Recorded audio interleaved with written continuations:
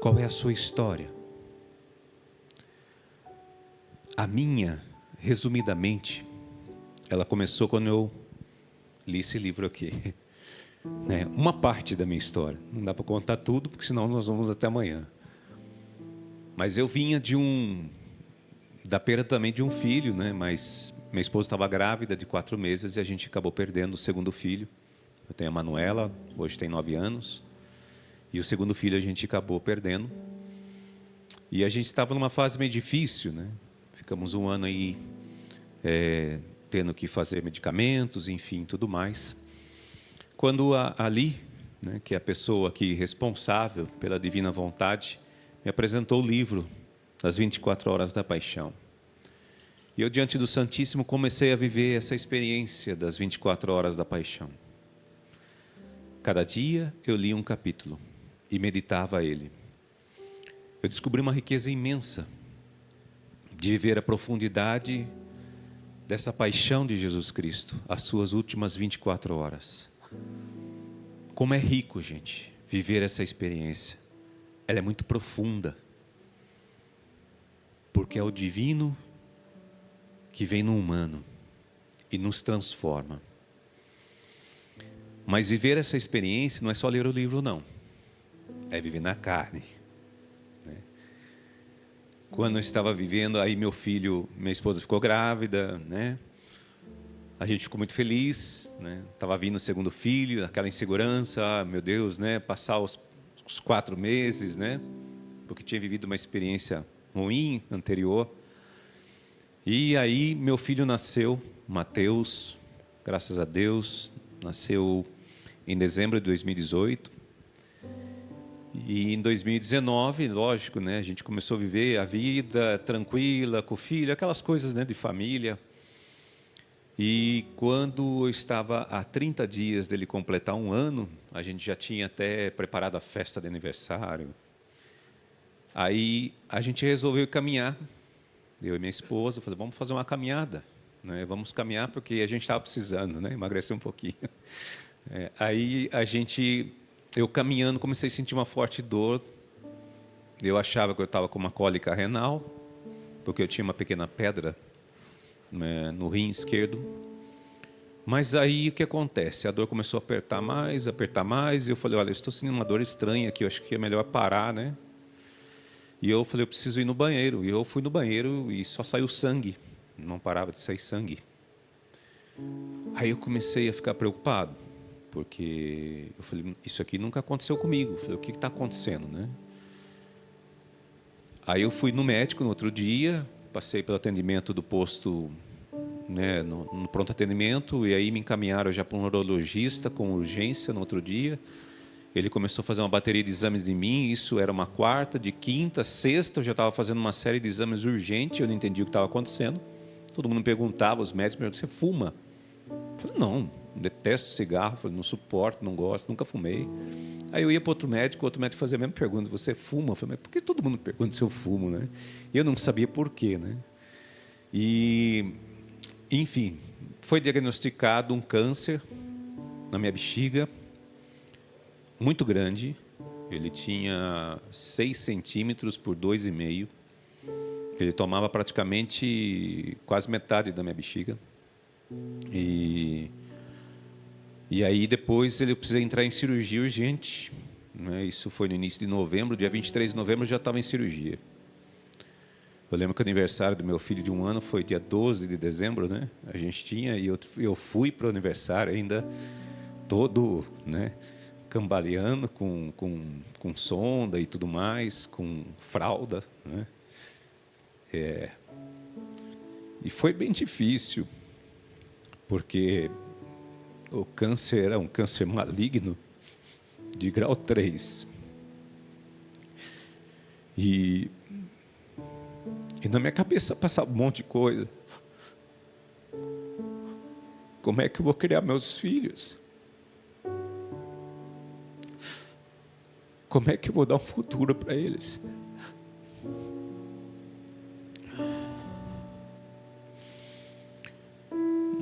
Mas aí eu me lembrei.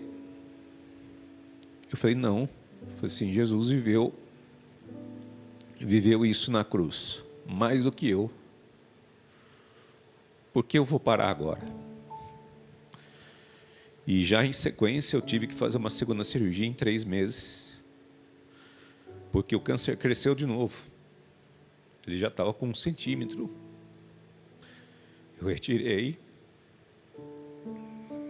E aí eu comecei a quimioterapia em 2020. Só que veio a pandemia e fechou tudo, né? Aí o Covid e aquela coisa, as pessoas morrendo no hospital, outro aqui pegava o Covid ou não, até então não tinha vacina, aquela loucura que estava a imprensa de um lado do outro, e eu falei, meu Deus do céu, eu comecei uma quimioterapia, eu preciso ir para o hospital, todo mundo pegando Covid, e se eu pegar isso aí, eu estou morto. Falei, não tem como, né? E eu comecei, até um detalhe que eu esqueci de falar, quando o médico na segunda-feira que ele me falou que eu estava realmente com um tumor aqui, que a gente precisava fazer cirurgia urgente, eu saí de lá muito abalado, porque eu estava sozinho no consultório médico, porque até então, eu com minha esposa estava achando que era uma pedra no rim. E não tinha noção da gravidade da situação. E eu me lembro que eu saí dali, eu fui para a Catedral de Jundiaí, que eu moro lá. Eu ajoelhei diante do Santíssimo, eu chorei bastante diante do Santíssimo, eu entreguei minha vida para Ele, e falei, bom, seja feita a tua vontade, como o Senhor quiser. Né? E depois disso, eu entreguei esse sofrimento para Deus. Né? Pela salvação das almas, pela minha conversão, pela conversão da minha família. Eu fui oferecendo a cada ida no hospital, a cada quimioterapia que eu tinha que fazer, que sangrava demais, porque minha quimioterapia é feita dentro da bexiga, ela não é feita na veia. Então era injetado dentro da bexiga o líquido. E a função desse líquido é queimar toda a parede interna da bexiga. Então é descascada, ela descascava a bexiga por dentro, né? E começava a ter hemorragia. Então eu tinha que vir para casa, eu tinha que voltar a usar fralda, né? Porque saía sangue a noite inteira. Eu passava a noite sentado no vaso sanitário, porque não tinha como, né? O tempo todo você tinha que ir para o banheiro. Então, assim, eu procurava me divertir com meu filho, porque na época ele também usava fralda, a gente brincava, né? Papai e você, né? Estamos usando fralda. Mas era uma forma de distrair, e eu fui entregando tudo isso para Deus, sabe? Porque a gente passa por é tudo uma mistura de humilhação, uma mistura do medo, da insegurança de você pegar um Covid a cada ida para o hospital. E eu não parei as cirurgias, né? Eu, ao todo, até hoje, gente, eu fiz 9 cirurgias. Né? E a cada 3 meses eu fazia uma nova cirurgia. Né? A cada 3 meses eu fazia uma outra cirurgia, voltava a fazer outra cirurgia. Né? E no meio de tudo isso, né, Deus foi me confortando. Né? Eu procurava rezar o rosário de madrugada quando eu acordava com dor. Né? Então eu tive muito alento de Deus. Né? Eu sei que as pessoas rezaram muito por mim, e eu voltei a lembrar disso, né? Dessas 24 horas da paixão, daquilo que Jesus viveu. Foi, se o Senhor suportou tudo isso por mim, se o Senhor viveu tudo isso na cruz por mim, falei, eu tenho que suportar isso daqui, que eu estou vivendo. É o mínimo que eu posso fazer pelo Senhor. É o mínimo que eu posso fazer pela salvação das almas, da minha família. É a minha entrega, Senhor, para Ti. E foi uma experiência assim que me confortou demais. Me confortou demais. Eu vinha trabalhar, mesmo assim eu ainda vinha trabalhar aqui na século XXI, entre uma cirurgia e outra, entre uma quimioterapia e outra, eu estava aqui, né? Até as pessoas perguntavam, nossa, mas você já voltou? Eu falei, voltei, né? Foi porque eu preciso, né? E Deus me confortava muito estar aqui trabalhando. No meio desse caminho, gente, Deus colocou no meu coração, na minha esposa, a gente tinha um sonho de construir uma casa. Parece loucura, né? Aos olhos dos homens. Mas a gente estava com um projeto de vender a nossa casa, que era pequenininha. e construir uma outra, porque 2 filhos, um menino e uma menina, a gente precisava de 3 quartos, a gente não tinha. Aí eu falei, não, eu falei, agora com essa situação, eu falei para ela, não vai dar, né? E Deus colocou no meu coração para que eu rezasse, né? E eu e ela fomos rezar, de madrugada eu estava rezando, e eu tenho até hoje gravado isso no meu celular, a passagem que Deus colocou, e dizia assim, resumidamente, falava assim, vinha falando sobre um texto do rei, do reinado, né, do Antigo Testamento, e eu fui bem claro com Deus, falei, fale para mim porque eu preciso que o Senhor seja claro comigo.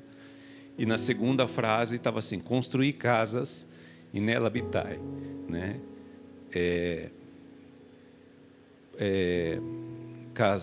Promover filhos, enfim, aí ir embora, construir a sua vida, a sua família e tudo mais, a geração dos netos e tudo mais. E a gente, no meio da pandemia, resolveu vender a casa e começamos a construir outra. E eu fazendo quimioterapia, uma loucura isso aí. Mas foi uma das coisas que me ajudou demais, né? Trabalhar aqui e construir uma casa me dava ânimo de enfrentar de novo o dia e continuar. E engraçado disso tudo é que exatamente eu terminei a quimioterapia, quando eu fiz as últimas cirurgias, né? Que veio o resultado do exame, que já estava negativo. Eu não tinha mais o câncer maligno, ele já tinha se dissipado, praticamente estava curado, né? Foi o mês seguinte que a gente mudou na casa nova. Então, eu ganhei 2 presentes, uma casa e a vida. Por que eu falo isso e me emociono? Porque teve pessoas que começaram comigo também, a esposa do amigo meu, que também descobriu um câncer na mesma época que eu descobri, e hoje ela não está mais aqui no meio de nós, né? Infelizmente o câncer a levou. A gente tinha uma colaboradora que trabalhava aqui com a gente, trabalhou com a gente lá embaixo na produção, a Célia, muitos conhecem aqui, que também desenvolveu um câncer no mesmo período, e infelizmente o ano passado, em outubro, ela veio a falecer. E quando tudo isso aconteceu, eu agradeci a Deus pela oportunidade que Ele me dá, mais uma vez, de estar aqui, falando para vocês esse testemunho, de vida, mas é através da dor, foi através do sofrimento, que Jesus me deu a vida. E por isso que eu falo, nós estamos vivendo uma semana fantástica, porque Jesus morreu na cruz para nos salvar. A salvação está na cruz. Não tem como você fugir da sua dor. Não tem como você fugir daquilo que você vai viver na sua vida e o seu sofrimento. A escolha é sua de você ser que nem aqueles apóstolos. Estava no evangelho de ontem. Ou você é João, que vai encostar a cabeça no peito de Jesus e escutar o seu coração bater, e ali ter o aconchego de Jesus. Ou você vai ser Pedro, que é aquele instável, né? Que ama Jesus, quer fazer tudo por Jesus, mas nega Jesus, e depois se arrepende, volta atrás, aprende com seus erros, e volta para a caminhada de novo, e começa a caminhar de novo. Ou você pode ser Judas, que é aquele que traz Jesus, que é aquele que vira as costas para Jesus, ignora aquilo que Ele está falando para você, ignora aquele propósito que Ele quer para a sua vida, simplesmente faz de conta que Jesus não existe. Você tem 3 opções aqui para você seguir: o apóstolo João,